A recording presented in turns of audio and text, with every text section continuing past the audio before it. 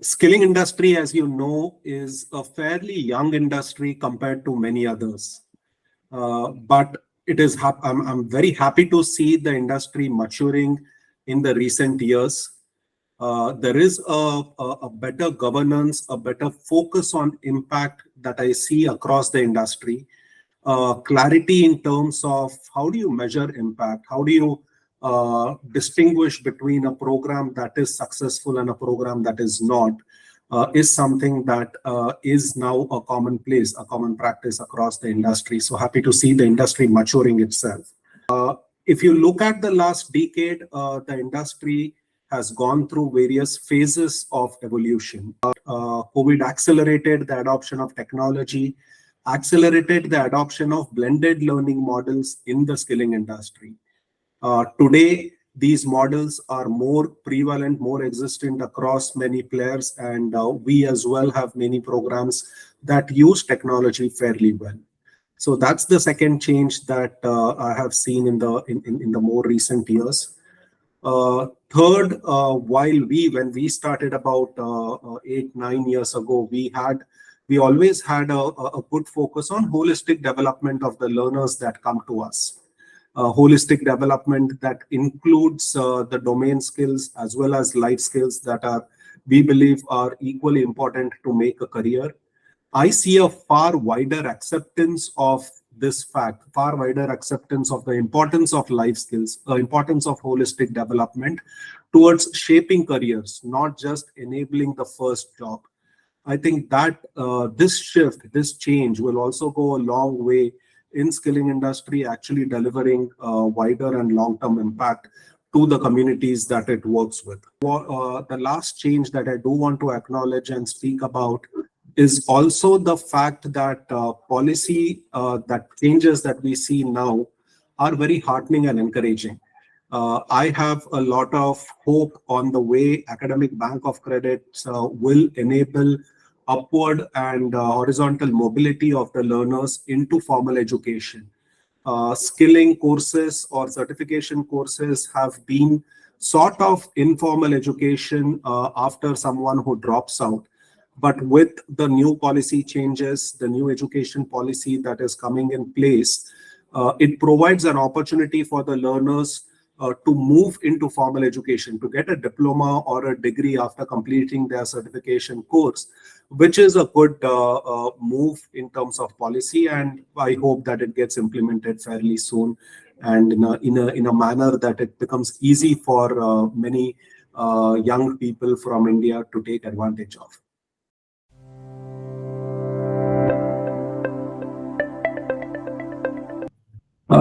So any organization who wants to start and fund a skilling initiative, I've seen organizations in two categories.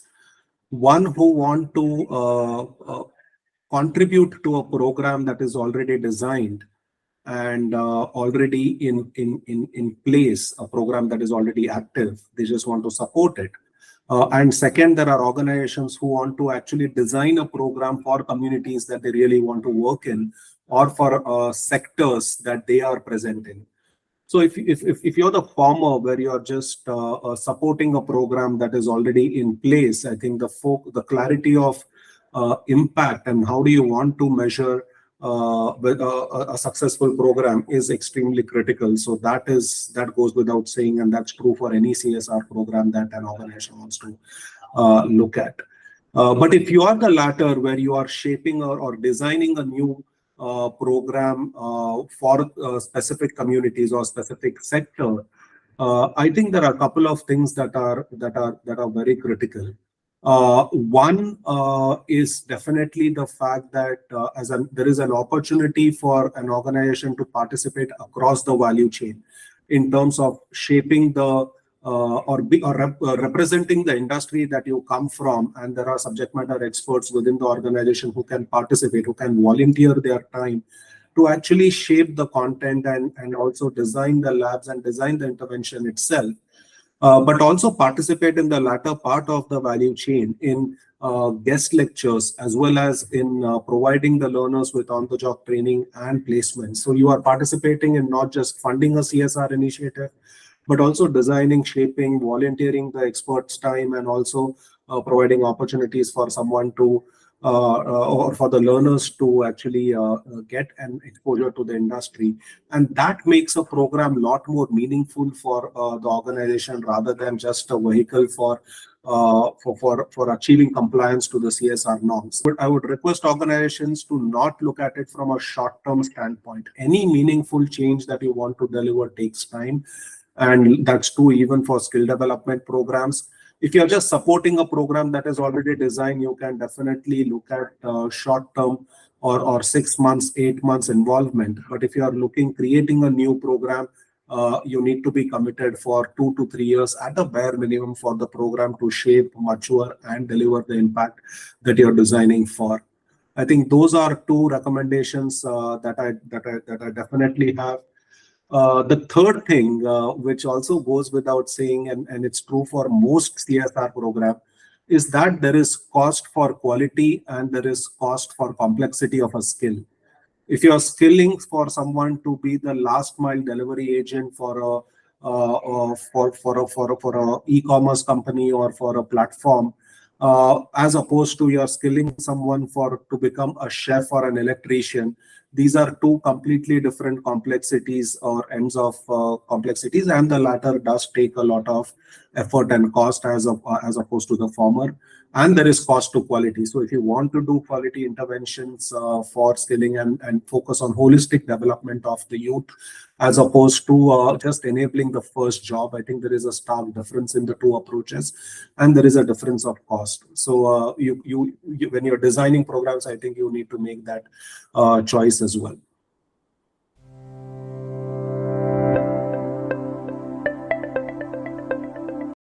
One of our learnings, when we look at our data and we did a research on our alumni, we find that learners and youth who come from tier 2, tier 3 or rural areas are far more, they have far greater grit, they have far more resilient, and they would want to prove themselves. They have that the drive to prove themselves, and they are the ones who stick on to jobs far better than the ones who come from urban areas. Now, this is an interesting finding for us, which means that our impact that we are creating with youth who are coming, learners who are coming from rural areas is far more, as opposed to the ones who are in the urban areas. But having said that, on the flip side, the awareness of what are the careers, what are the possibilities, is far lesser in the rural areas. So we need to put in efforts for counseling, for creating that awareness on what are the possibilities and painting the right picture, painting the real picture of what the careers are, what are the pros and cons, paint both sides, what are the advantages, what are the career options, how a career progression can happen. At the same time, what are the realities? If you are in hospitality or in retail, you do not have the opportunity to enjoy your holidays on festival days, because those are the days when the industry is truly busy. These are the industries where you have to be on your feet for 12 hours or 8 hours each day, as opposed to some of the other jobs which are desk jobs. So the realities of each job, each career is something that you need to create an awareness for, and also open the options by sharing these opportunities, creating that level of awareness, as well as counseling the learners on the right careers. And we invested early on, we invested in certain tools, certain platforms that help us do that consistently across all our centers. And that is extremely important when it comes to rural interventions.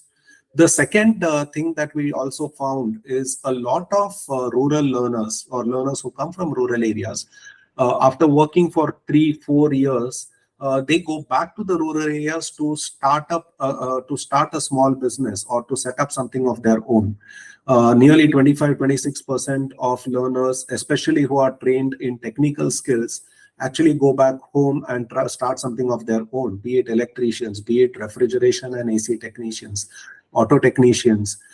In fact, even banking sales executives have gone back and started a small a small business of their own, selling insurance or selling loans or being agents for various banks and NBFCs.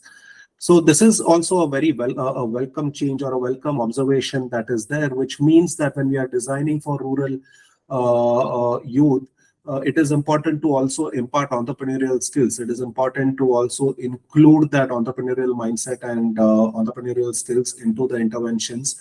There are a lot of initiatives that also the government, state and central have started to boost certain specific trades, certain specific livelihoods for each district. For example, one district, one product, or even one for the railways had started something to boost certain trades, one station, one product. Now, these are all interesting initiatives to identify a specific set of trades, specific set of opportunities in which livelihoods can be boosted. Skilling organizations could also take advantage of that. Skilling programs could take advantage of that and work in alignment with such initiatives to see if there are livelihoods that can be supported around those.